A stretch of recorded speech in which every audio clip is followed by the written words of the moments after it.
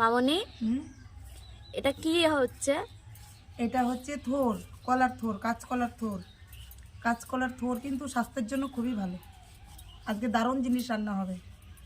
কাঁচকলার থোর সর্ষে ফোড়ন দিয়ে একদম ভাজা ভাজা করব, এক ভাজা দিয়ে ভাত খেয়ে নেবো। এমনিও তো আমি একটু কচু ঘেঁচু পাতা টাতা খেতে ভালোবাসি, চাইনিজ ফুড খেতে ভালোবাসি না। তাছাড়া ডাক্তার আমাকে মানাও করেছে চাইনিজ ফুড খেতে। এই যে থোরটা এরকম করে কাটলাম, এটাকে এমনভাবে ভাজবো, পুরো ভাজা ভাজা করবো। এইভাবে কাটতে হবে, একদম চিকন চিকন করে। থোরের কিন্তু আঁশও নেই, এই যে অনেক থোরে আঁশ থাকে, আঁশ নেই। থোরটা এনে রেখে দিয়েছি 2-3 দিন আগে। বাড়ির পাশে বিয়ে খাওয়া অনুষ্ঠান হচ্ছে, রান্নাবান্না হচ্ছে না, থোরটা খাওয়া হচ্ছে না। আজকে ভাবছি থোরটা রান্না করবো।